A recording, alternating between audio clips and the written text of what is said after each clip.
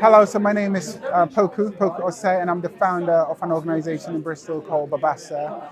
And Babbasa is an organization based in Bristol and the Southwest that supports marginalized young people, and particularly ethnic minority young people, to pursue their professional ambitions. The work that we do is about supporting young people to access some skills training, supporting them to build their confidence, and supporting them to make informed decisions about their career pathways, and actually also supporting them to access those opportunities, whether that is a work experience or actually paid first-time job within those industries of their interest. At the conference today, I was asked to speak about active listening and actually how that can foster inclusive workplace culture.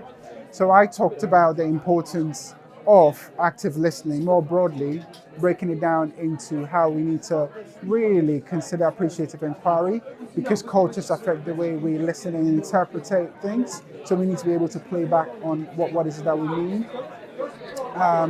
They also talked about how it's important to have shared working values, or should I say a manifesto, because then that helps us to have something that binds us, particularly if we are people from different backgrounds. So I also held a panel discussion, and I think I didn't want to talk at people. I wanted them to directly hear from young people themselves, both their experiences as well as some of the questions that they may have for the fire service. The fire service so far, I think, from a Babbasa perspective, has been really engaging, which is really helpful within Bristol. One particular person to make mention of is Louisa Rogers. She's really led the charge with Babbasa and the Fire and Rescue Service partnership. So we've held the service, or should I say we've worked with the service, to really think about the way they market to marginalized groups and young people. We've also worked with them to think about what they can do differently, particularly when it comes to recruitment. And I'm very proud of that. I think it's incredibly important for the Avon and Fire and Rescue Service to be representative and inclusive.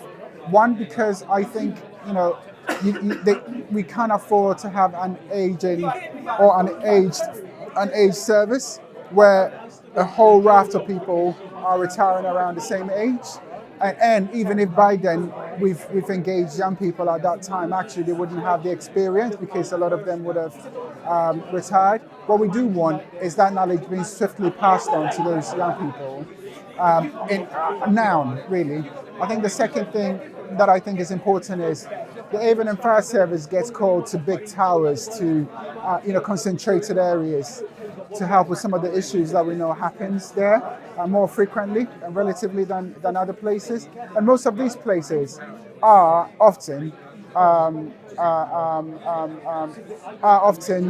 housed, or they do house, ethnic minorities and other marginalized groups.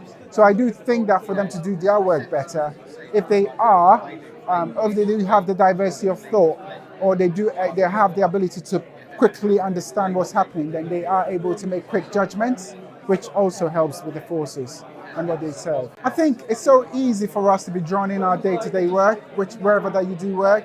And I think for the fire service, a very busy service, they're always on response.